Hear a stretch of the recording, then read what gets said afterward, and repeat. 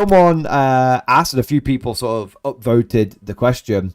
Could I do a video? Could I cover it in the stream tonight, reacting to the Art of War, like tier list, all that kind of stuff? Now, if I share my screen here, boys. So, in fact, one way to think clear, very much tongue-in-cheek beef here. I actually do recommend Art of War because the players that make up this channel are reporting for duty, really experienced. They're really experienced. They are super major winners, and they cover a whole lot of factions. There have been some funny times when it's been a bit of a hot take and it's not panned out. But man, so have I. Do you know what I mean? But what I would say is that they're a good channel if you are very interested in the hyper competitive side of 40k, and you really just you don't care about like lore or anything like that. You just want the cutting edge, and you want the cutting edge competitive. I think the Art of War channel is pretty good. And to prove my bona fides, cheeky sub from me, cheeky like. So I might disagree with them. And we might get a little hot on a few things here, but understand it's very much a bit of fun. Okay, so talk about the Lord Solar. Lord Solar first. Let's see where they put the Lord Solar. Lord Solar has gone from, unfortunately, from the top to the middle. I think he gets the job done. I don't think he's bad. There are certainly times when you're going to want more vehicle orders. I think they've been too generous. Truthfully, I think they've been too generous. I agree he was an auto-include. I think now I'd put him down here. I'd put him not worth the conscript. I think I see no list in my future. I see no list in my future which includes the Lord Solar. I agree with them that he's gone down. I don't think they put him low enough. I think he's got to be lower. I think he's not worth a conscript. If I had to choose between GW bringing back conscripts and them squatting the Lord Solar, I'd ask them to bring back conscripts. And that's not even based on rule of cool. That's based on the fucking rules right now. By auto take, you have a deep love affair with. Absolutely. Ursula Creed. This is the replacement. This is the new auto take. So Ursula Creed, she didn't change much, but she went from 2 orders to 3 orders. Agreed. She's not terribly expensive. She gives a free stratagem every battle round. She was a free stratagem every turn. So chat saying Creed, it's a CP generation where they put him in the middle. I think that with the amount of, especially in combined arms attachment, which I think is the best attachment, outside of recon, of course. But I think with the amount of Vox casters that Guard have now, you probably just regenerate that CP, no problem. I think Creed plus, I think Creed plus Vox casters equals basically 3 extra CP. Let's have a look. She's back there, and we've got the. Yep, I agree. I think that ironically, calling this the Lord Solar's choice, this should be called Castellan's own. Yeah, I think Lord Solar. I think Creed is an auto include. I don't see myself running the Lord Solar anytime soon in a tournament list. Cosmic was like, can I have the flare and the Mordian back? No, they're mine now. But also, I still want to run those models in fun lists. 2 orders. So he's not as efficient as Creed. But notably, he's probably one of the cheaper ways to get an enhancement. What's funny is that I didn't like the Castellan in the index. And he went up 10 points, gained an order. And I actually think he has become more interesting. Oh, yeah. Really? Because of the diversity of enhancements that he can now take. And because of some subtle changes to just order economy. Because now he can get out, he can issue 2 orders. I actually quite like him in a Kazakhstan squad getting out of a transport. I do not like the Castellan with the Kazakhstan squad. I agree with what he said. The Castellan in the index was, I think, overlooked. Actually, not a bad choice, though. I think you don't want a Castellan with Kazakhstan because the Castellan can't scout. He's probably on the higher end of gets the job done. He's 55 points to get out of a transport and give 2 orders, essentially. Honestly, no, because I think almost every detachment wants a couple transports. Okay. And what I like is that he can get... Boo! Beef! I'm not saying you can't make transports work inside Recon. I'm just saying Recon is pure infantry. Am I massively biased? Yes. Do I have a logical basis for this feeling? A little bit. I kind of see where he's coming from, because it's like, oh well, you can put like engineers in a trans. Well, let's see what he says. That's what he says. Transport in order two things. So essentially, if you have, let's say, two Khazarkan squads in Toroxes, you could have one of them take a Castellan, and then the Castellan comes out and then issues 2 orders, one to each Khazarkan squad. Mm-hmm. And so he also gives actually very good rules. When you just like look at what he gives sustained 1 to his unit. Do you think he's kind of towards the Hammer of the Emperor? So, I agree that the Castellan is good. I actually might even put him in Lord Solar's choice. I don't think that you want the Cadia Castellan anywhere near Khazarkan unless you have given him Scout. Now, there's a couple of ways you can give him Scout, but those are very, very detachment specific, like survival gear in Recon. I think there's that, and then there's one in Siege detachment. But considering that, especially like in Siege detachment, you can argue it's not. It's a good detachment. It's not like a super competitive detachment. I think I understand looking at this from the point of I agree. Giving orders to Khazarkan is great, but I don't think you want the Castellan anywhere near them, because he's just going to slow them down. So I would probably put him in Lord Solar's choice, but that's because it just seems to me every time that I am writing lists, I find myself needing a couple of cheap orders, and I'm like, well, that's the cheapest guy that does it. But I think I put him higher. Let's have a little look here. Skipping ahead a little bit, because I know some of them. Okay, we're going to here. So I don't disagree with Lord Marshal O'Dear being down here. He is good with the cavalry, but he's pretty shit otherwise.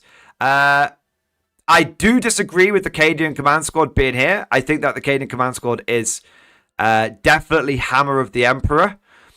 Because the fact of how it works in Recon Detachment, and with Recon Detachment, I think being one of the best attachments. I actually think I would swap these two over. Okay? I would swap these two over.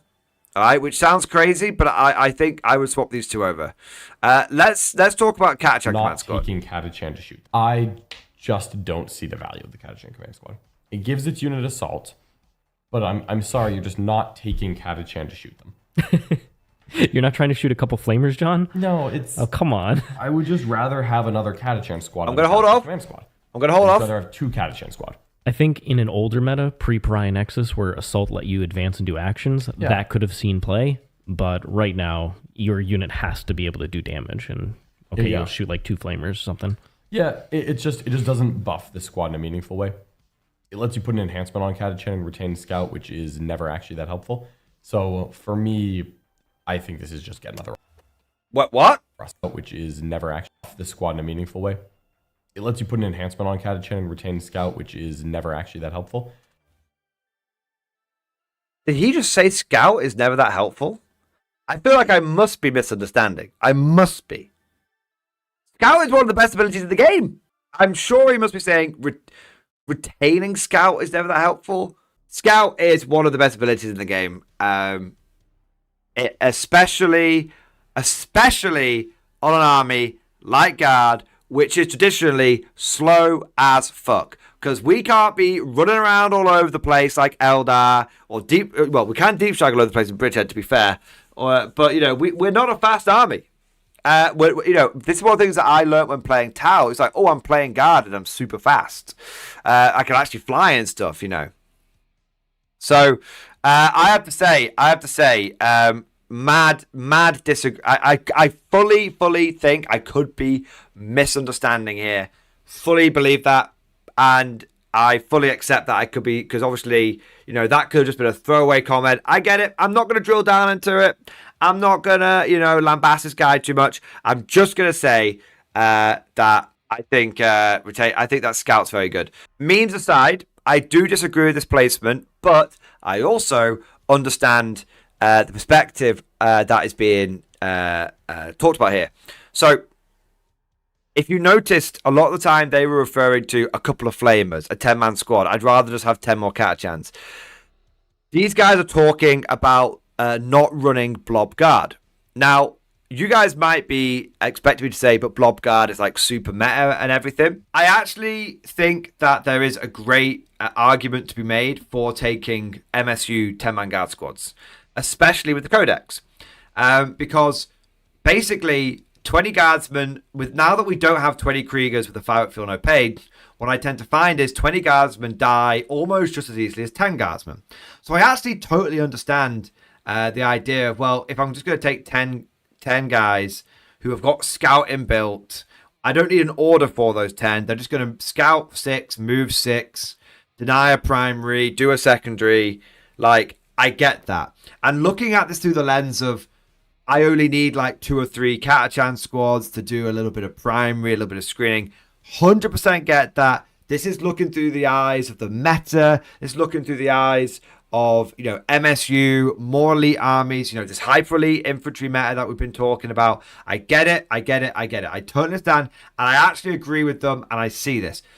However, I would, and in that, from that perspective and through that lens, I actually totally agree with them. In fact, what I would say is, if you're looking at this purely from a 10-man squad perspective, that they've probably been too generous with this. If you only think about Catachans in 10-man squads, I think this is not this. I would never I'd never put a command squad in 10-man squad. I'd put that in not worth a conscript. But however, I think that does miss a very, very important other perspective, which is that 20-man squad with a command squad is actually, which can scout and be quite aggressive, is actually really, really key and really vital to running recon. And I really, really think that recon is been slept on. It's being overlooked at the moment. As someone who's used recon, I think that I can see its holes, I can see its pitfalls, but I think it's actually got tools to deal with those. And with good list building and with good play and good practice, recon can go all the way. I truly believe, even with the fact, if I'm facing a melee army, I know I've got enhancements. Not enhancements, I've got stratagems and stuff, right? Like, I truly think that recon is unbelievably slept on at the moment and overlooked. So, considering that recon is very strong, and considering that a 20-man blob of Catachans in that is very important for things like Scrambler Field, for things like Courageous Diversion, you want the Catachan command squad then, because not only does it increase the size of this big Catachan disruption unit, this Catachan distraction card effects, essentially, this Catachan Courageous Diversion, you need it so that it can order, so it can go even further. So, because you're going to be going 6, you're going to be moving 9, you're going to be advancing. At that point, you're going to be up close and personal in the enemy, trying to do as much destruction as you can. These guys are a first wave, completely sacrificial. But and that's not a tool you do every single time, but it's absolutely a tool that you want to have in your toolbox when going to a 5, 6, 7, 8 round tournament. It's like maybe it only comes up in one game, but because you had it, it wins you that game. Now you might say, isn't that situational? No, because fundamentally, what is this unit? It's a 20-man guard blob. A big 20-man blob of Catachans in a recon detachment with a command squad on them. Fundamentally, it's a 20-man blob, but then it has all of these other things it can do for you as and when the situation comes up. So it's not actually a situational unit. So I think that in recon, this is Lord Solar's choice. Outside of recon, if you're looking at this purely from a 10-man Catachan squad perspective, it's probably not worth a conscript. As a result, I would probably put this firmly in the middle tier, but it's one of those units that it's not an auto include in every list, but in a list that it can shine, it can be invaluable and terrible depending on the list and the detachment. So I'd put it bang in the middle because of that. But it's kind of like, it's interesting, and I think there's one thing that's worth pointing out here is, do you judge a unit on using it in its best possible way, or do you just judge it on generally? Because there's going to be loads of times where there's going to be units that are really good at specific things, that would be Lord Solar's choice, but then other times they're terrible, right? So I think you probably do have to look at it from a more generalist point of view. But even with that, I'd put it bang in the middle. All right. What about how impactful is Sly Marbo? Sly Marbo's a little better. He's 55 points. He's a lone op. Okay, I want to hear this. That's about where I stopped singing his praises. They did change his fire and fade. And his fire and fade now doesn't work when he overwatches, which is a bit of a hit from where he was in the index. I still think I think that he's a good unit that isn't really doing what guard needs. Because guard's primary holding problem is rarely solved with lone ops. It's solved with boxes full of dudes. Still, agree with that. Hard agree with that. A bad lone op, and he's a cheap lone op. For me, you are not a war guys invaded playstyles. I do agree. Like the floor of where. I do agree, and a big part of this is not only like having some jokey beef and reacting and stuff like that, but it's also highlighting those different perspectives, because it is always important to take other people's perspectives into account. I agree, Gary B. So yeah, I get that. Where he can be, I think I would usually rather have another unit, because you're not usually trying like the difference between a lone op and a different unit holding. As soon as specialist is a tier in and of itself, generally one went below the generally useful guys, but with a huge dash that it rockets up to. So that's a good way of looking at it. Lone ops are great in combat. I agree with that. Oh yeah, you come into charge range if you want to kill my lone op. Guard is like, you please stay over there. Like, I want you to stay over there. And if you have enough of a deterrence that they ignore the lone op, you're good. But then you kind of could have used anything. So I don't mind Marbo. He could even be a little higher. I think I like him more than a Caden Command Squad, but I just don't think he's great. Yeah, he is great. I'd probably put Marbo in not worth a conscript. I just don't know. I never it's one of those things where for me the theory never meets the reality, and I always get to the situation where it's like, oh man, I need to find some more points in my list. Oh, sorry Marbo, you're the first one to go. If I built a list and then it's got Marbo in it, and then I'm like 15, 20 points over, often he'll be the first one to go, because I'm like, yeah, you're cool, but... Grenade keyword? Probably. Yeah, he has grenades. Yeah, so he's... With a 5-up armor save. Yeah, okay. He fits... The Lehman Russ. I salute you, Lehman Russ Tank Commander. You used to dominate. He's fallen from grace a little bit. This used to be the Demolisher Cannon Tank Commander. He still shoots on a 2-up on death. He now gives 2 orders instead of 1. He's objectively not bad. He has gone up a couple of times, all of which have been reasonably justified. He's 235 now, which is like starting to get kind of expensive. And then the Demolisher Cannon being worse means he gives more orders, but his damage is worse. I think he really is going to suffer from comparison to the next data sheet we're going to rank. If you were to take this, do you switch from the Demolisher Cannon to Battle Cannon, or what option? I think I would switch from this is like so sad. Vanquisher Cannon! In certain builds, I would do it depends on the detachment, is the short answer. Okay, fair. Because the Battle Cannon at AP1 is so sad until you stack Ignore, Cover, and AP. So in combined arms, you would take a Battle Cannon, I think, because you can stack up to that. In anything else, I think I would take the Executioner. It's the Vanquisher Cannon! It's probably not. 72 and Strength 10. But you get the AP 3 damage 3. So you're still getting the extra AP and the damage. Okay. He does not appear in any list ever. No. The problem is that his data sheet's not actually bad. It's just that for a more than 200 cost unit that gives 2 orders and is a support tank, it is the second best in the book because there are 2. But it's by such a margin that you would never take this one. Even though it itself is not bad, it's just not Lord Solar's choice. I'm letting them go for a second because I'm going to hear I'm going to hear them out. It's a fine tank. If you're deep in love with Russes, you can still run Russes. Yeah. You don't have to worry about. It's a fine tank. But it's not as good as the other one. It's not special anymore. It is not special anymore. You know what is special? The Doran Commander. Rogal Doran Commander. Doran Commander is good. No word of a lie. After playing a few games, I'd swap these 2 round. Been such a change, such a game changer for this book. I think when you look at the Codex review that we did, there's like, okay, everything is getting these nice little sections, and then the Rogal Doran Tank Commander has just a huge section to itself. Yeah, I'm sure on the timestamps, like I got a lot of talking time.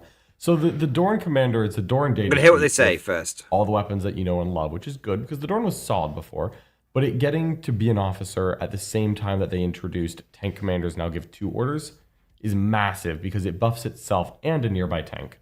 And then giving it the inherent reroll, hit, wound, and damage really helps the efficiency of guard. Oh, yeah. Really helps out the Dorn Commander. As well, it does have some long-range firepower on its best gun, whereas the Tank Commander previously had a bit of a range issue with it. I have played 2 Dorn Commanders in every game I've played with the new Guard Codex on our channel. The Dorns have been all-stars every time. They're more durable. You can put enhancements on them, and what is it? I do. Hammer of the Emperor. Hammer of the Emperor. You have 2 very solid enhancements. It's at a point where I would consider a third. For me, am I fucking high right now? Am I fucking high right now? This is definitely a blind spot for me because I've not played Hammer of the Emperor yet. Wow. Okay. Dawn TC's best tank in the book board has been sipping on Stog Hammersec. Bro. Nah, man. Nah. Okay. So let me finish what they're going to say. I'm first. in love with the Dorn Commander. You get extra order economy to splash out your vehicles, and at 12 inches, not 6 because he's a tank. Yep. Just it's straight up auto take. If you have not built and painted your Rogel Dorns yet, it's time. Yeah. There's one detachment where I can justify not taking Dorn Commanders, which is the Recon all infantry one. Just bodies. I still think that I want to. I still think I would take it, but I also just Recon doesn't sing. Put two sets of guns behind your bodies list. Yep. It's still good. When in doubt, it's a little bit of long range guns keeps people honest. All right, so Lord Solo's choice for the Rogue. Okay. I think what's happening here is I have a blind spot. I haven't played Hammer yet. So I'll definitely take that into account. I have a big problem with I have a couple of problems with the Dawn Commander. I think losing ablative plating is really quite significant.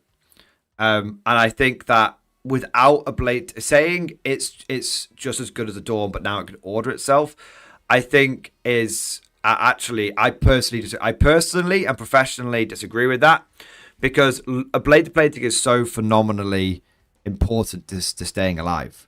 The inbuilt rerolls on the Dawn Commander, I have used them a few times, and I've had them used against me once, and they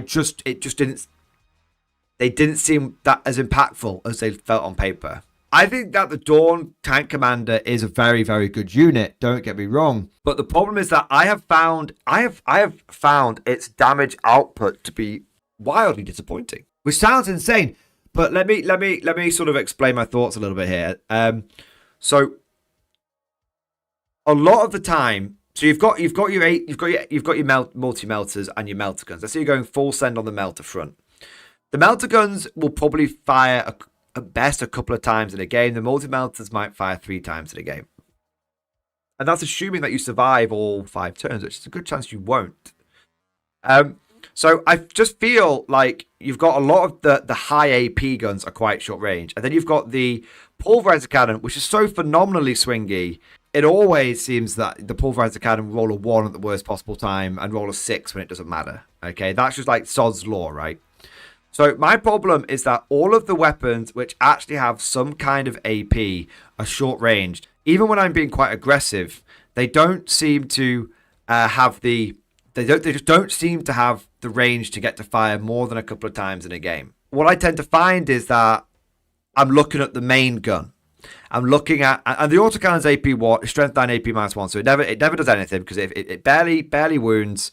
If it does wound, the opponent's just got a good enough save where it doesn't matter. I think I've occasionally got one shot through on the autocannon. So what we come down to is the main gun, because the main gun's got the 72-inch range. And on the main gun feels good because it's strength 12, it's AP -3, it's damage 3. But the problem is that if you're facing... The problem I find is that the strength 12 is really good and the damage 3 is really good. But the AP -2 is okay. It's fine. It's okay. You know, it's still only a D6 with 3-shot weapon. So I just find that like the amount of firepower on the Dawn, it feels like one of those units that I'm just rolling dice after dice after dice after dice after dice, and then actually I'm just not getting a huge amount out of it. Yeah.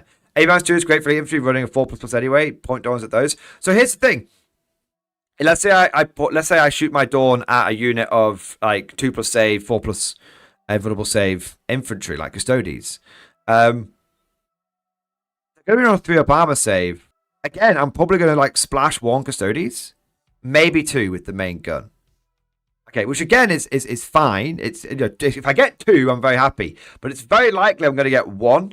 And it's very, very likely I'm only going to get 1 Custodes if they've got 1 guy in the squad who's got a big fucking shield. And then what if the Custodes have got a 4+ Feel No Pain because they're wardens? The moment the dawn looks at them, they're going to go, boop, you know? Or I suppose they have to do it at the beginning of the, the turn and all that kind of stuff. So yeah, I do struggle with that. There's then the point, but I do want to recognize that you do have the ability to boost the AP of the dawn via things like exterminators and via things like fields of fire. Here's my counter argument to this. So what you're saying is I have to take a 265 point vehicle, which I then need to spend either a command point on and or another 170 point tank, 180 point tank. Now make this vehicle have the AP that it really needs to be effective. Okay, well, what about if I just took a vehicle that comes with all AP3 and above built in? That's the Leman Tank Commander. The Leman Tank Commander has got, if you go with the Executioner Plasma Cannon, I know I was joking about the Vanquish Cannon before, but if you go for the the Executioner Plasma Cannon, you are going to have AP -3, flat damage 3 on the main gun, and you are going to have AP -3, big damage on the las cannon, and you're going to have AP -3 on the plasma cannons. And all of those guns are firing the moment that the opponent pokes its head out. All of those guns are going to be in range because they've got a 36-inch range. 36 range plus 10-inch move. I don't really take the 10-inch move into account because on dense terrain, you spend most of that move wiggling around fucking buildings and stuff. But let's say fucking 40-inch threat range, okay? 36 to 46-inch threat range. I don't need any exterminators. I don't need any CP. And I'm 30 points cheaper. Now, yes, I am less durable. 100% I am going to be less durable. But the Rogal Dawn Tank Commander, like, it's fairly durable. It's definitely on the higher side of durability, but it doesn't have that ablative plating. I really feel quite strong after I've used Rogal Dawns a little bit. I really feel like they are tanky tanks first, damage dealers second. Like, you think of the like how much damage they can take first, and then any damage they do out is like a Brucey bonus. But if you're relying upon them for pure damage output, I think there's gonna be scenarios which they just encounter which they can't deal with it. So again, I admit I haven't played with Hammer, but I really do like the Leman Russ Tank Commander, because for me, it's like every single army that I face seems to be running around with just 2+ save stuff. I want to make something abundantly clear. I don't think the Rogal Dawn is bad. I would probably put the Rogal Dawn here, and I'd probably put the Leman Russ Tank Commander next to it. But you don't want a tanky tank to protect yours. Rothforge, I don't think the Rogal Dawn Tank Commander is... I think it's tanky. I don't think it's tanky. I don't think it gets a double tanky because it doesn't have ablative plating. And I didn't think that ablative plating was such a big deal until I didn't. I didn't think ablative plating was such a big deal until I didn't have it. And then I was like, oh shit. So I don't think that the Rogal Dawn is a bad unit. I cannot stress that enough. But my experience, and I think that's very important to take into account local meta and especially personal experience, and also playstyle. I think that all of that is very, very important. But personally, I would bring the Rogal Dawn Tank Commander down 1, and I'd put the Leman Russ Tank Commander down up 1. Yeah, that's what I would do. Anyway, let's skip ahead a little bit here. Nork Dead Dog being middle is brilliant. Let's have a look. Yeah, agree. I agree with all of this so far. Yeah, I think that's decent. I think he's decent because if you're not taking a regular Dawn, I don't think you need a tech priest. I agree, Cadians up top. I do think it's interesting that you put Cadians up top and then you don't put the Cadian Command Squad higher up, because I think the Cadian Command Squad plays very well with Cadians. If you're looking at 20-man blobs, I'm surprised they didn't put Catachans higher, although I suspect Engineers might be the reason for that. Yep, Scions are great. Kazakin are great. Engineers, clearly S tier. Yep, agree with that. Psyker, surprised that's not higher, to be honest. Where are Bulgans now? So they get the job done. They're in that. I think they're. I agree. I think Bulgans get the job done. I just want to say, I love the fact that we've got Ogrins and Bulgans next to each other. Siege gun down here. All right. Next up is the Krieg. Krieg Kill Team? Krieg Squad? What is it called? Just Deathcore Krieg. Deathcore Krieg. Yeah, these 2 badline unit. You get the normal. Commander HL, this is like a cow with 2 legs, bloody lean beef. We'll get into the beef, man. I just had a huge beef. I had a huge beef with the Rogue Dawn Commander like a minute ago. Commander HHL, you're literally like one of those like ADHD kids. It's like, I've not had my dopamine hit from Fortnite in the last 30 seconds. Which means you can heal D3 models in your command phase, which is just awesome. Very nice. And you get +1 to hit and wound. First it was the one-page rule power report. Then it was more action content in bed. Now it's notably of the bad now it's non-beef stream. You can't get it going. So there's so much beef. It is the best one. They're 65 and 130. All the other battle line is 65, 120 for 1020. It is the best battle line after the first. Once you have secured your home field, the Krieg unit is the only one worth taking in 20s. And massively disagree. It's still quite good for. Massively disagree. All infantry is worth taking in 20s. All infantry is worth taking in 20s. Do you know why? Because I fucking said so. Because I like 20-man blobs. I like 20-man blobs, and I don't want to hear no logic. I don't want to hear no logic. What is this? What are we, the Tau? I don't want no goddamn logic. Actually, blue themed stream, blue t-shirt, Half-Life 3 confirmed. Tau sympathizers. That off grey could definitely be construed as blue as well. Tau sympathizers. Tau sympathizers to a man. Tau sympathizers to a man. You know when I say the worst people of all Tau players? I'm talking about these guys. Joking aside, I think what's so funny about this is that these guys are obviously saying like Hammer of the Emperor is a good detachment, and I think it's absolutely shite. And these guys clearly think Recon is quite shit, and I think it's really good. So we're looking at this from completely different angles, man. I think I would think Cadians are better than Kriegers because they're basically a 20-man blob that's just cheaper. 25-man blob that's just cheaper. This guy's like, you only ever want 10 Cadians in your army. Crazy. I'm like, you want loads of Cadians in your army because then you've got things, the Castellans to go in. The Castellans, you want like fucking 3 of those bad boys and Creed. Yeah, it's crazy. So it's so mad like how different their perspective is. So mad. Only take it in 20s, and it's a Hammer of the Emperor. It's because it's by far the best one to take. What is... I gotta fucking learn about this Hammer of the Emperor shit, boys. I've got to... This guy keeps going on about Hammer of the Emperor. I've got to... I can't believe it. I need someone to re-educate me on Hammer of the Emperor. I need a Hammer of the Emperor struggle session. I'm telling you. I need it. On it as a large unit. Yeah. It's because when it gets chipped down, you can just heal back from behind the wall. You're healing back in the command phase. You go behind the wall. Yep. You stick up, put yourself. If I don't like Krieg, can I have them back? If I don't like Krieg, I do like Krieg. Out of line of sight. I do like Krieg. Command phase healing back on, so they have to leave something there for you to kill your opponent, which is very valuable. It's still good as a 10-man squad, even though Cadians and Catachans all have competition as 10-man squads. Because all 3 20-mans and great in 10s. Because they are scouting OC2 idiots who can go in a transport. They're also Hammer the Emperor for me. They're good. Oh, 1 minute. I finally understand. When he says the Hammer of the Emperor, he's talking about the tier. He was talking about the detachment earlier. But last time when he was talking about Hammer of the Emperor and Hammer of the Emperor here, he was talking about the tier. He wasn't talking about the detachment.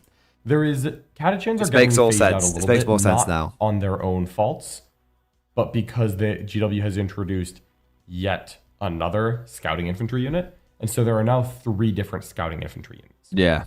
For me, that actually means Catachan aren't making the list, but objectively, they are still good data sheets. They go in a box, they're OC2. They score. Kessigan squad ready I agree with that. for war.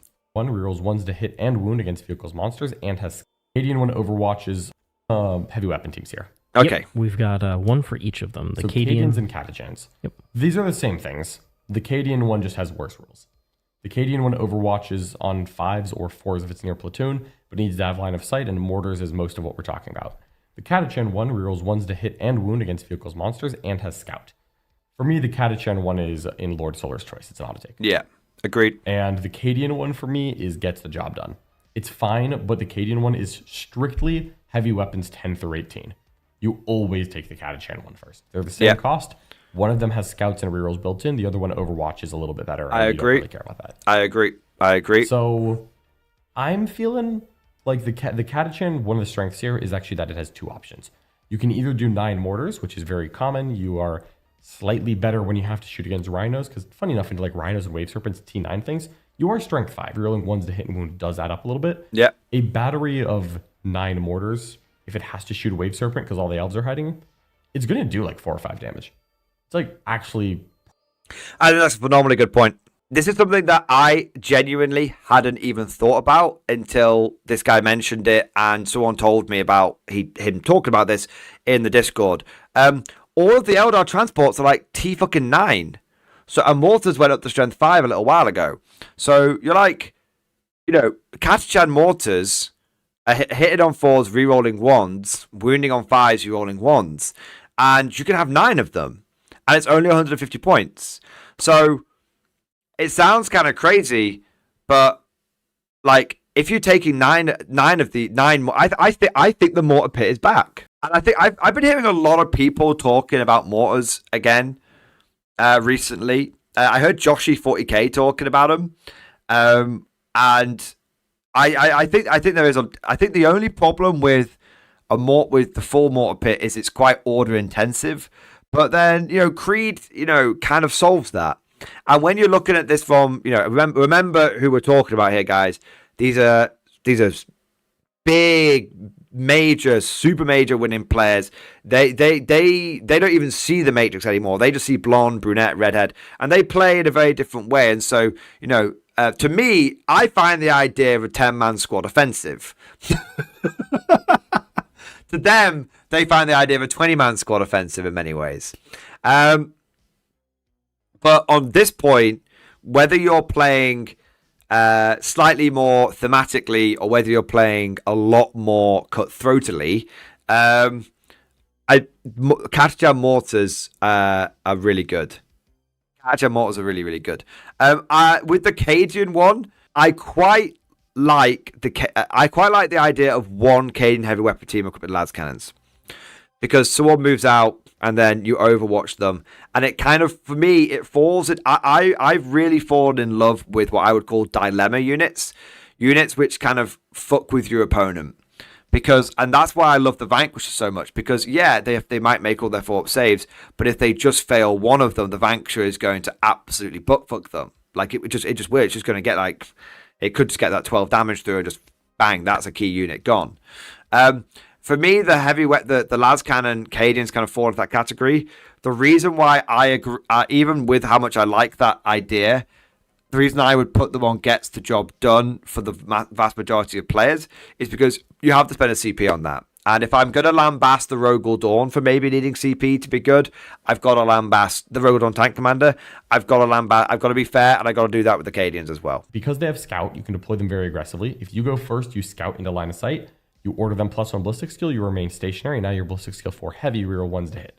And suddenly that's 9 very accurate las cannons, which this is usually not a problem guard has, but this is a different way to tell an opponent, hide your tanks. Yeah. They're pretty good. Yeah, I think it's a very solid. What is it, 50 points? It's 50 points. It's so very cheap. solid. So cheap. And so if you've got the order... More milk, I'm afraid, boys. More milk, but I do agree with this. Now, how about the Krieg artillery team? The Krieg heavy weapon team. Heavy weapon team, yeah. Man, I want to love this unit. So the flamers are the best part, by far. You're not taking the las cannons here because they cost 25 more points. It's a shoot on death 3-up on 3 much better heavy flamers. They're 18-inch, and they are 5.12 instead of 5.11.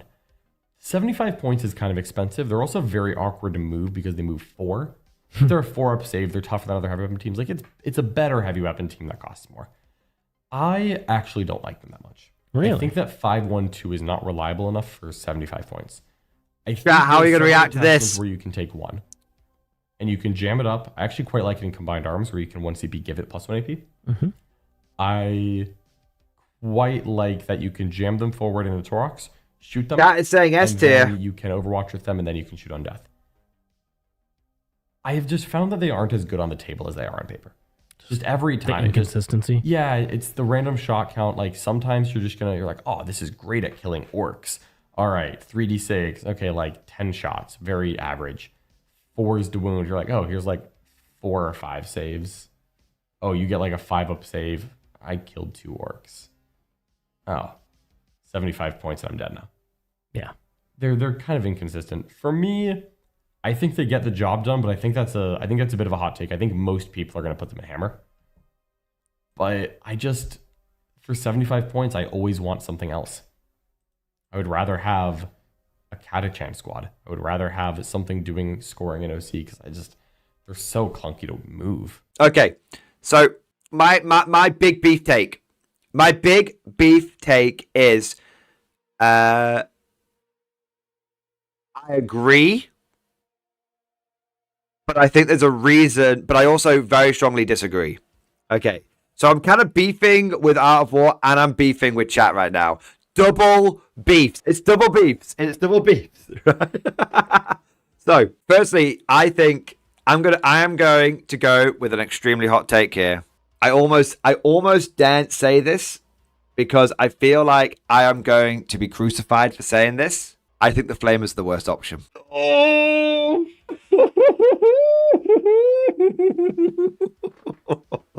So, I agree with the results that this guy has been having. Like, taking your flamers, you take your flamers, and you get like an average amount of shots, an average amount of hits, and then the enemy just like saves it. And you're like, oh, that's not that good. And I think the thing is that, he used orcs as an example, but let's use like World Eaters or with 8-bound or Custodes, like other like armies. You get like 10 hits against Custodes, then you're wounding on like 5s, and then it's like, oh, okay, so I got 3 wounds, and then they fail 1 save, and they've taken 2 damage.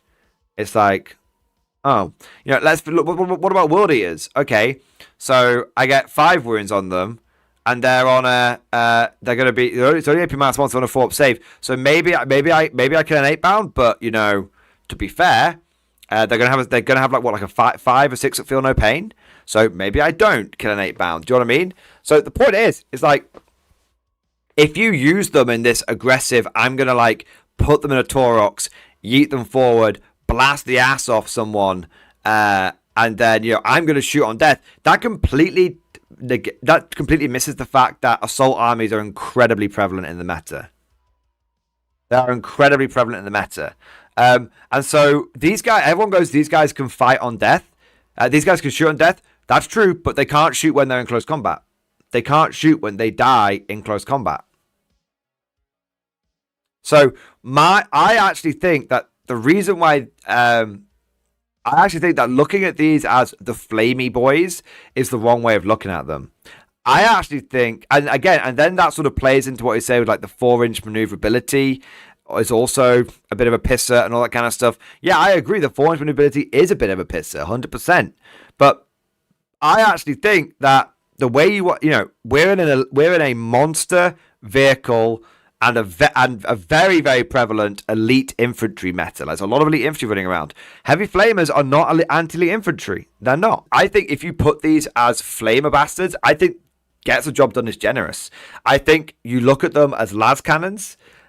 You look at them as las cannons, and you treat them basically the same way as you treat the Catachan ones, where you move out, you do a blast, or maybe you treat them as the better Cadian ones, because you move out and you do a blast, and then if you die, you blast again. Essentially, that's the way I see them. So I disagree with this guy, and I disagree with chat. Double beefs. I'm thinking that's my hot take. There we go. Now let's scroll forward a little bit here. I agree with this. I think the siege gun is rule of cool, but fob is better. Rough Riders, yeah, I think Rough Riders are definitely up there. Bombing it. I think I'm dragging them both down to get the job done as I'm off. But the 6-inch reactor is really good because that is the job done, but like the top end of it. And what's funny is I think we got to go back. Cavalry. I kind of want to put him in hammer. Yeah. I would rather have, right, it's 10 attacks versus 12. You don't beef us, we beef you. The attack version is, oh my god. I do a couple of super chats coming in here. So after the cavalry, I'm going to super chats from Chip Bandit and Hexa Gaming. Around the same way. That's a bit unfortunate. They look amazing, though, the new model. I'm not going back far enough here. Changes to how guard is. They are people taking 2 mortars, 1 fob, field ordnance battery. Moving on to the there we go. Rough Riders. Yep, these are the Adelan Rough Riders. They have like no synergy. There is no buffs for this unit. It is a solid data sheet. They're cheap. It's a solid data sheet that takes regiment orders, and it is not that expensive. They're fine in combat. The counter punch is rare. I want to love them. The complete lack of synergy and the changes to how guard is played has made them less necessary in my mind. As a commander, Asmad Larkin, but he's AWOL. You have a lot more ways to push. From this day on, you put your faith in me. Than an old guard. So for me, by the end of the index days, they were auto take, and they have slowly dropped from that. I think they're the top of gets the job done, like the actual top. I love them. I want more. But I think that the current Torox economy means that you no longer need those units pushing around the same way. That's a bit unfortunate. They look amazing, though, the new model. Yeah, I love them. I want to see why he changed his mind. They're borderline Hammer of the Emperor. If we find ourselves needing that counterpunch unit, they're the one I'm going to go for. Because they hit harder than Bulgrin for points by a large margin. Yeah. It's 110 points for 3 Bulgrin, and it's 120 for 10 Rough Riders. Yeah. I would rather have, right, it's 10 attacks versus 12. And the 10 attack version is, gets orders, is way faster, and is melt-to-gun profile lance instead of an autocannon. Yeah. He's talking himself into hammer. Bottom of hammer. It's nice to have a really fast skirmish piece as well, so you don't have to run. Slight disagree. So I think cavalry is actually quite good. I know we gave the Combator a lot of shit earlier, but that was from a perspective of like getting into the game. I don't think a lot of people think about getting into the game with cavalry. I actually really do like Rough Riders. For me, I'd saying they have no synergy is the one bit I disagree with, because I think they work really nicely in a recon detachment. But I actually think Rough Riders are good. And I have to say, I am surprised that these guys... it's interesting at this point where we cross paths. Because for me, I would only take these guys in 5-man squads, because I think 10-man squads are too big and too unwieldy, and you're actually unlikely probably to get all of them into combat. But these guys, and so I think it was 5-man squads, and these guys saying, no, you want them in 10-man squads. It's like, it's kind of interesting how I like my infantry in big blobs, and these guys like their cavalry in big blobs. So I just thought that's kind of an interesting perspective there. Sentinels or some of the other stuff, where you don't have to trade an infantry unit that turn. Yep. Are theoretically the same concept as Adelins, but they end up being a completely different role. They have a reactive move. They are more expensive. They are significantly worse in combat. Hilarious. Unless you've got Dreer. They also don't fall back in charge. They're so much worse. But they have a 6-inch reactive move when you get within 9. And that is actually worth a decent amount. As just a skirmish and screening piece that isn't trying to do damage. I hate that it costs more. I really think they should cost this. And you're choosing between damage and reactive move. I think there gets the job done, but like the top end of it.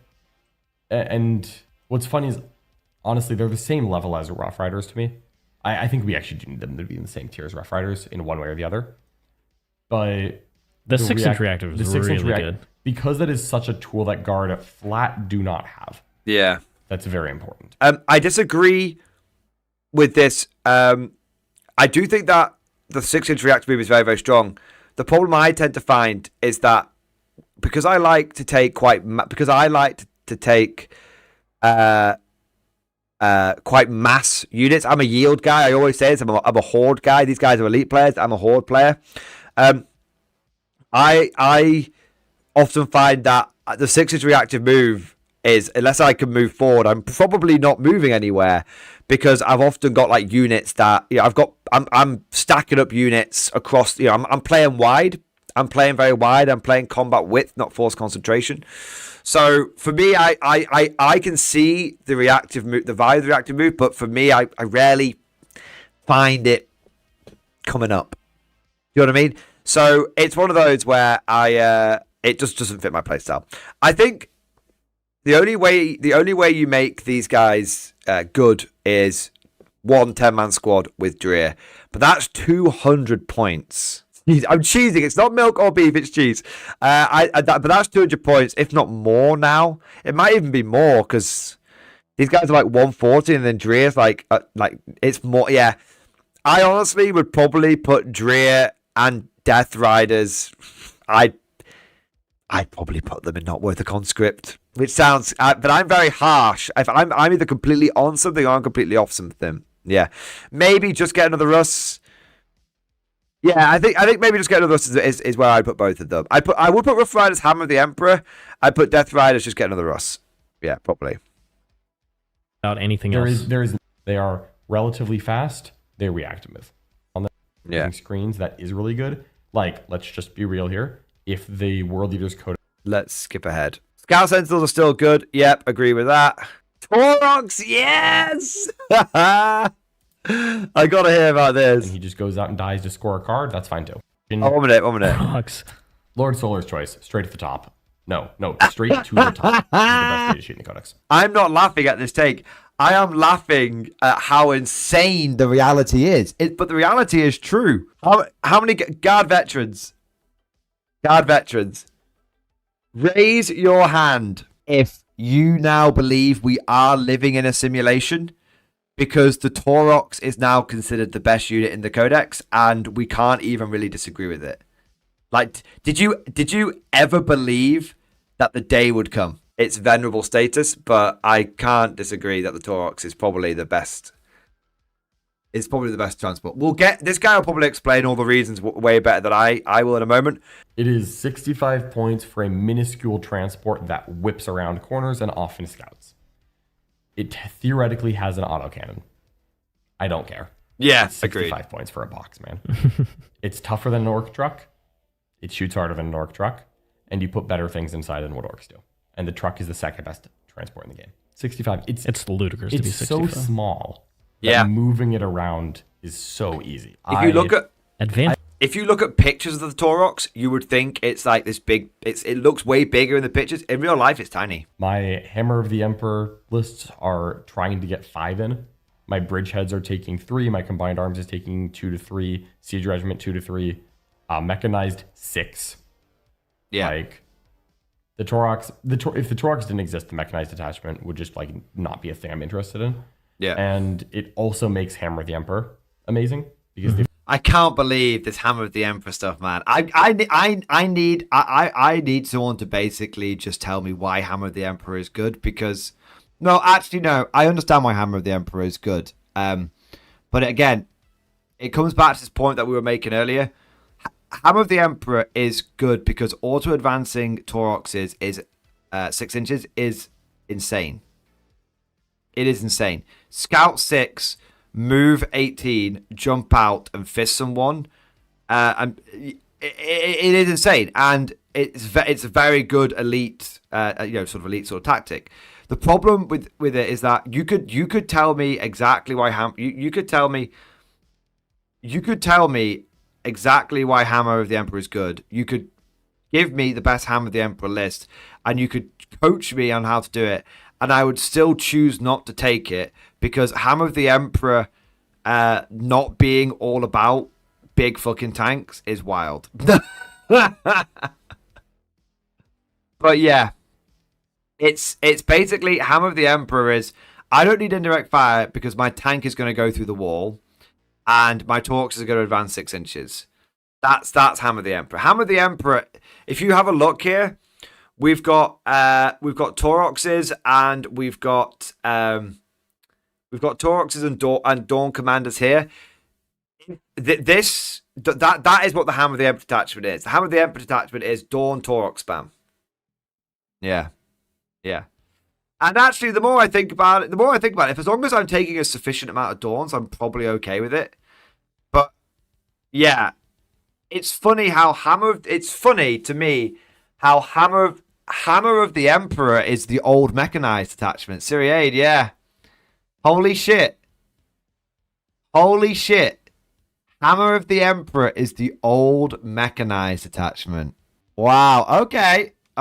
Flat 6 and disembark. I'm starting to get it. I'm beginning to believe. As we have learned. I'm beginning to believe. It's just really good in the other ones. I think the Torox is unironically the best data sheet in the book, which is crazy because there's so many good ones. How about the Prime version, which has more weapons? The Prime, it's more weapons, it's better weapons, it's worse. What kills me about the Prime is that you can put Scions into a normal Torox. So the Torox Prime only holds Scions, really. And the big downside is that it gives you reroll hits when you get out if you shoot the same target. That's not something you need as much, because in Bridgehead, you reroll 1s to hit. So the Torox Prime is 30 points more than a Torox to not advance and disembark, to get a little bit better guns, and to reroll 2s on your Scions when you did not give them take aim. And I find that often squads that get out of a Torox are getting 2 orders, because they're coming out giving themselves first rank fire, and then either a Gaunt Ghost or a Bombast is giving them, take aim, or vice versa, right? Bombast. You disembark, you give yourself 1, and then Ghost or the Bombast lands and gives you another 1. And then it's like, oh, I'm Ballistic Skill 2, reroll 1s to hit. Do I really need to shoot this Torox Prime to get rerolls? It's a fine data sheet, but it's just not a Torox. And so for me, it's not even bad. Like, I feel bad putting it in just get another Russ. It's just so much worse than the Torox. So much. It's outclassed because it's 30 points more expensive. If the Torox went up in points, the Torox Prime could not change and make some list. I'm going to be curious. I have a bit of beef with that. But I'm curious where the Chimera goes. What about the Chimera, which used to be the auto take? It's still solid. You're paying more points than a Torox. Notably, I think it's 85 now, so it's 20 points more. You get more output, double heavy flamer, and you get to shoot some guns out of the top. It's not open top. It's firing deck 2, which is cool. It is more durable because it's a higher point of toughness and an extra wound. It is not as fast, but it's still very solid. There's nothing wrong with the Chimera. To me, the Torox is what you usually take, but occasionally if I have 20 points, or if I'm in mechanized and I might want more than 6 transports, I think it goes and gets the job done. I think it's right around the rattling tier. It has a job. It does its job. In one detachment, you're going to take it more. And other times, it's usually outclassed by something better. Purely from an emotional standpoint, because how very dare he slander such a venerable guard unit. But from a logical standpoint, I think maybe that's a little harsh. I think I'd probably put it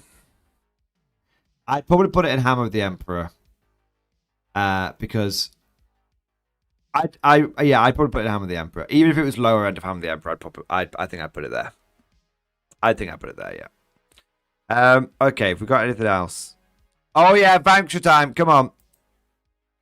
Right, come on. Vanquisher, I've never dealt damage to the Vanquisher. A terrible gun. Then we have the Leman Russ Demolisher. Leman Russ Demolisher, and if you're going a mech heavy list, you're probably doing Hammer, at which point you can fall back and shoot, so the shooting to combat's less valuable. For me, the Demolisher is actually just get another Russ. It just doesn't have a purpose. It doesn't have a good purpose. Yeah, agreed. Now we have the Vanquisher. The Vanquisher has a terrible gun. It's one. Beep. I need more mirroring. This isn't enough mirroring. 1 minute. I need more mirroring. That's no mirroring. There's no mirroring on my cow sound effect. Let me tell you, the first time that even if he still Wins the game and absolutely smashes it. the first time that someone fucking slots one of his key units with a Vanquisher, he's going to change his opinion. And so if you just want a hull, and if you're just willing to say, wow, I can't believe they made a T11 2-up save vehicle with 2 multi-meltas and a las cannon that cheap. Honestly, it has 2 las cannons. You can just pretend that the turret is another las cannon. It's actually Hammer the Emperor. Yeah. Yeah. Actually, It's just the cheapest. It's just it's not high enough. It's the Lord Soldier's choice. The cheapest hull. Tank hull, you just shove it up, and you're like, all right, what are you committing? Is that the Eradicator? Yeah, this is the Gatling guy. Yeah, that's the Eradicator. That's the plasma one. All right, we are very slowly working our way through this. Okay, I'm not too bothered about. Well, actually, I can. Oh, sorry, no, that's the Executioner. That's the Executioner's the plasma one. So the Executioner has the classic Executioner rule, where it's +1 to wound against things that are almost dead. 3 is viable, yeah, because that's Tracer, I agree. It's fine. It is giving you a nice AP. All right. Next up is the Exterminator, and I'm sorry there is no way to make this picture very clear as to which of the 7 Russ we're talking about. So the Leman-Russ Exterminator is one of my favorites. What it shoots at, you get +1 AP against. Really good. And it's twin-linked, so it's got some inherent rerolls of its own at 913. In my mind, it is just below the Vanquisher in that step there. It went up a little bit. It's probably only good in certain detachments. But So the problem that I have with the Vanquisher, not with the Vanquisher, I love the Vanquisher. The problem that I have with the Exterminator and the battle tank is you're basically taking 2 tanks to do 1 tank's job. You're taking 1 tank that gives your other tanks extra AP. And fundamentally, you should just be taking a tank that just comes with all of the AP. That's my problem with it. So I get the theory, and I've tried the theory of like Exterminator and battle cannons, and using the extra AP. But honestly, why fuck about? Why fuck about? Why not just take something that has all of the APs? And that's why I love the Vanquisher, because it's got all of the strength, all of the APs. I don't need someone to come in and like cup my balls for me. Like, I can do it myself. But because you're often taking Doran commanders, +1 AP can be very nice. The only way to buff AP outside of the detachment that you're in. So if you're not in combined arms, check, I believe it's infantry only that it hits. Okay. But that's still pretty solid. And you just have to hit with it? You just have to hit. Now, I will say, so yes, it is. Helps your army, yeah, like the plus AP or whatnot. Or just rerolling hits yourself, or the Vanquisher is really cheap. But for me, the Dorn is just regular, gets the job done. There's nothing wrong with Dorns. They're fine. But they're not inspiring to me. I beef with that quite hard. We're going for it. It's a beef stream. I'll take regular Dorn better than Dorn Tank Commander. I know a lot of people think I am insane, absolutely insane for saying that, but I'm not. Sorry, I think they're equals pequals. I think they're equals pequals because the Dawn Tank Commander does it. Just the lack of ablative plating. It's just so wild. It's just so wild. So for me, I have beef. I think the Rogal Dawn. I think the Dawn Tank Commander is getting all. It's the new kid on the block. It's the new hot thing. It's the new fad. It's the new trend. But fundamentally, like, the Dawn and the Dawn Tank Commander do the same damage. Like, put it this way, the Dawn and the Dawn Tank Commander do the same damage because you're going to have an order on each one. This is the guard, right? Your tank's going to have orders. So being sounds crazy, but the Dawn could order the tank. The Dawn Commander could itself. Yeah, almost irrelevant. Okay, sounds crazy, but it's almost irrelevant. We have access to so many cheap orders in the guard now, especially something like combined arms.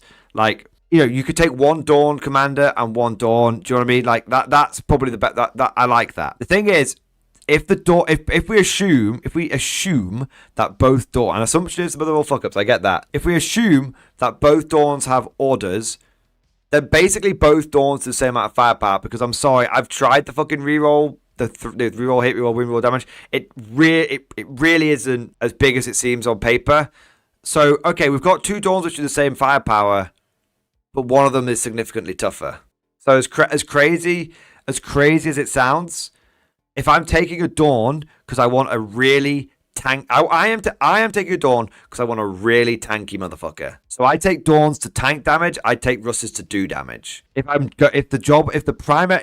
accept the Dawn can do damage, but if the primary reason I'm taking it is to be a tank, to tank damage, then I need the variant that tanks damage the best. And it's like, okay, and you could say, okay, why don't you put a 4+ double save on a Dawn Tank Commander? Well, at that point, we're looking at a unit which is 310 points, which is very expensive. And this is kind of what's like going through my head at the moment.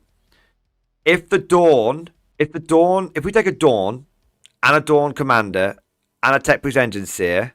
So that's double Dawn with the Tech Priest Then we are looking at 550 points. Is that right? 310 plus 240. Yeah, 550 points.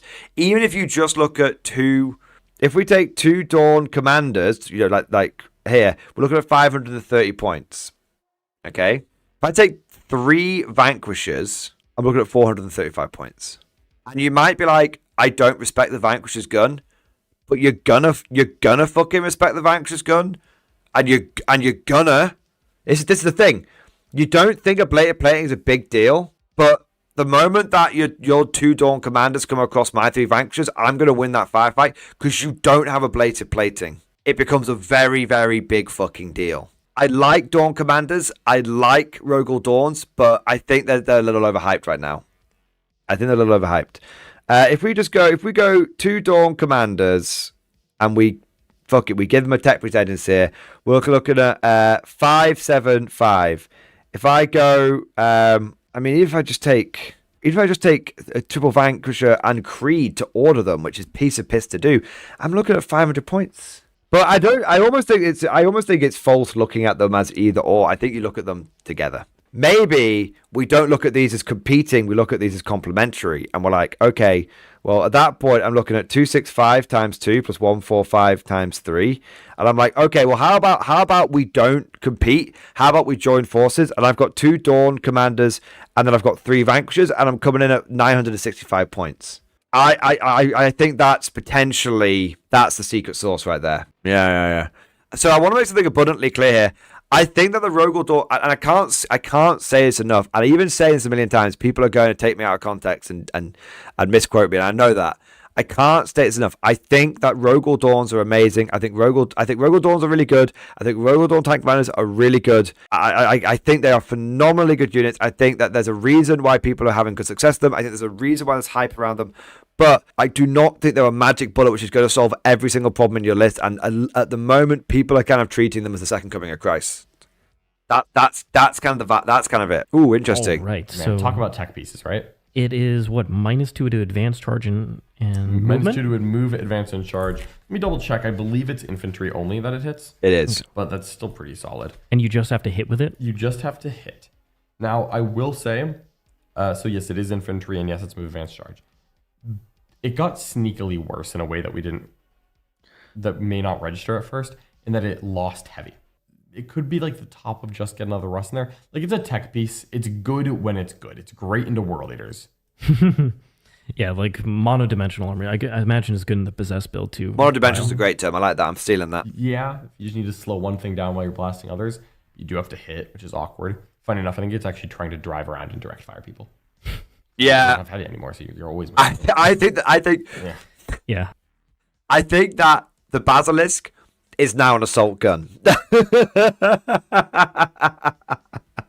I think the Basilisk is now an assault gun, and I would love to see a bunch of people 3D print or convert them so that they look like Stugs.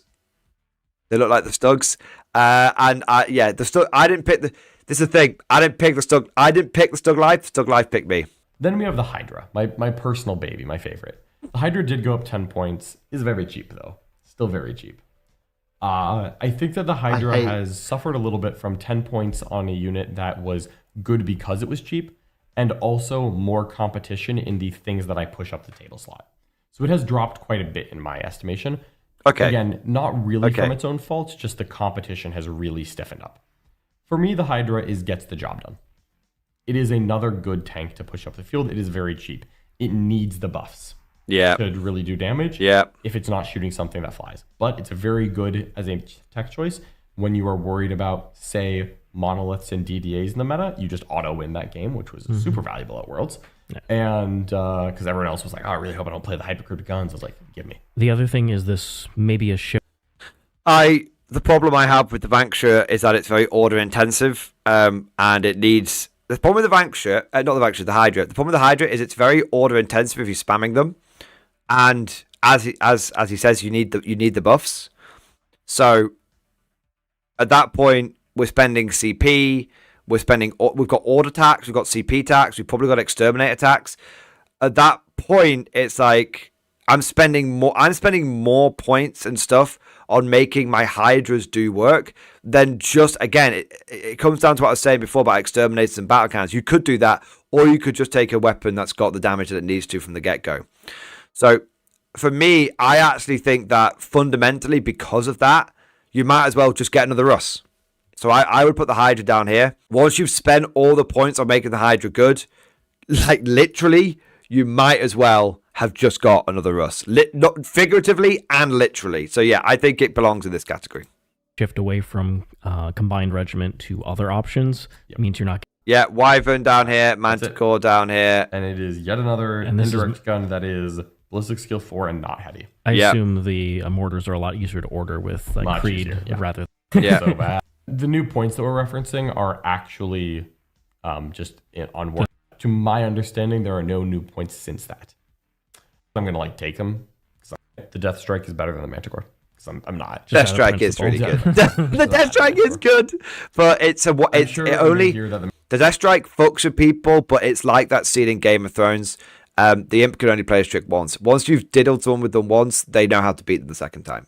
Manticore is actually not terrible as a direct fire tank into Creation's Bile, and that the Death Strike is literally useless, but they're both bad enough that I'm not going to break the tie, and the Death Strike is cooler. Well, we have a unit that you're not mad at all. No, it's the Hellhound. It's the Hellhound? Yeah, okay, I'm ready. It's fantastic. I'm ready for the Hellhound. And gone down over the course of this edition. It's kind of back where it started. It's really good. It's really good tank. It's a 2-up hull that strips save. cover and has some decent Overwatch potential. It is it's very T10, right? Yeah, it's T10, 11 wounds, 2-up save. It is just a very fundamentally solid tank. I like the Hellhound. It's not immune to being tagged, but it has flamers, so you don't care that much. You can strap your dealer. I don't think there's going to be much more beef here. Top gun on it. I think we've extracted all of the beef we can. Or a heavy flamer. They're actually all good because you can use the heavy bolt. Because the Hellhound ends up at the top of Hand of the Emperor, which I agree with. Any more beefs? All the super heavies. Yay! The Shadow Sword ended up here. Okay. All the super heavies down here. Agreed. Unfortunately. Valkyrie, yeah, probably belongs down there. Armor Sentinel there. Scout Sentinel there. Yeah, probably. Because you take those little lone wolfy bastards. Cyclops, yeah, love that. Aided defense line, yeah, okay. I think that's it. Let's have a look. So we've got Taurox, Dawns. I basically disagree with where the Dawn is. I think the Dawn is significantly lower. Everything else, fine. Hammer of the Emperor, agree mostly. I would probably put Aquilans 1 down because the problem with Aquilans is that they're just expensive. The problem with Aquilans is that they're 110 points and that is quite expensive. And I think I would rather spend 65 points and put a little 5-man squad science in there because in my mind, 5 25mm bases versus 10 28.5mm bases. I don't know the maths. Someone will probably because if someone could do the maths for me, I would appreciate this. But I imagine when you look at the footprint, the space that you could squeeze a 10-man Aquilan squad in with being able to deploy 6 inches away is probably very similar to the space that you could deploy especially when we look at like the backfield. It's the same space that you could deploy a 5-man science squad in. Maybe there's like 1 inch extra advantage to the Aquilans. But yeah, I think Aquilans not being able to come in 5-man squads and now only deploying 6 inches away, basically, I put them down here. I think they get the job done, but I don't think I include them in every list. I think I take 5 Scions over Aquilans I personally take 5 Scions over Aquilans every single time. Vanquisher should be Lord Solar's choice. It should be. It's just that good. Death Riders down 1. Rough Riders stay there. Hydra probably down 1 for me. Marbo down 1. Krieg probably up 1. Dawn probably up 1. Dawn Commander down 1. Yeah, that's what I'd probably end up with. But remember that the Wyvern would think that of you. Overall, I think that I agree. I think there's some bit. I think there's a. I would rate this 3.6 on the beef gun scale.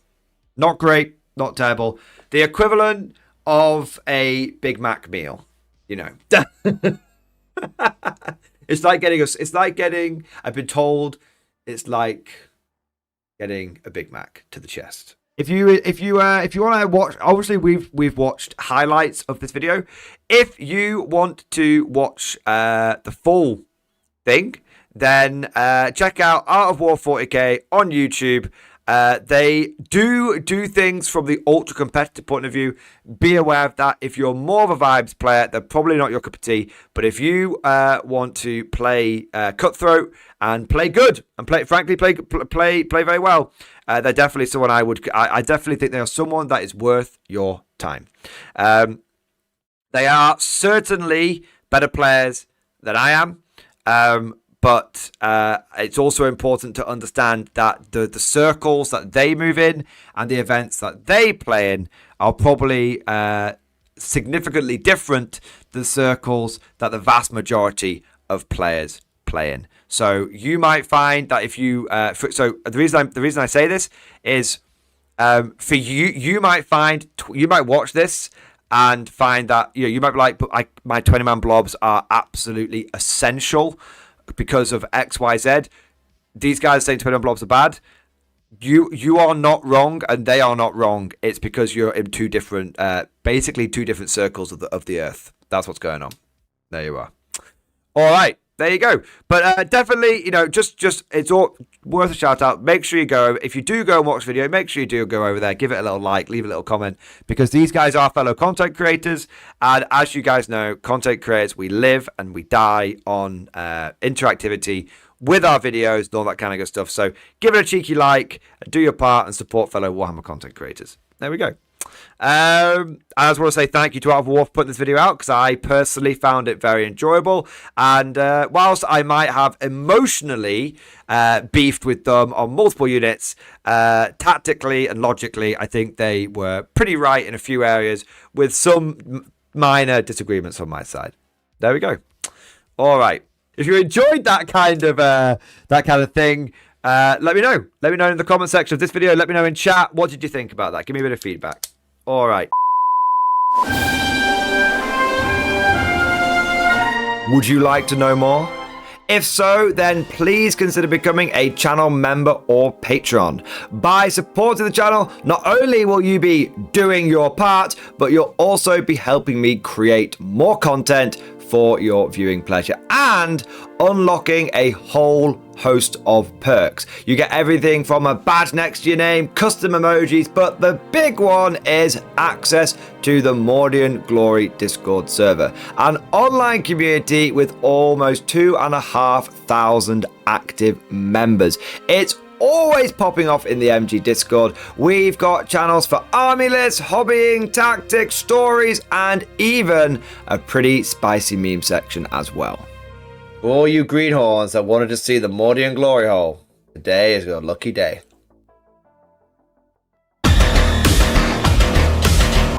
And joking aside, I do want to say a massive thank you to all of the current channel members and patrons. You guys are amazing, truly the lifeblood of the channel. I could not do Mordian Glory full-time without the incredible and generous support of my members, so thank you guys so much. And last but certainly not least, I want to say a personal thank you to all of my top tier Patreons. These are the War Masters, the people who have truly gone above and beyond the call of duty. So a heartfelt thank you to Alex Dengal, Bon Vert, Lord Pryor, Mark Panconi, RJ Scorpion, Swordfish Trombone, Try Again Bragg, John Stubbs, Nick Walsh, Diesel Fox, and August Barney. Seriously guys, thank you from the bottom of my heart. Your support is incredible, and it makes a huge difference. Thank you so much. That's all for now. Hope you've all enjoyed today's video, and of course, as always, see you guys next time.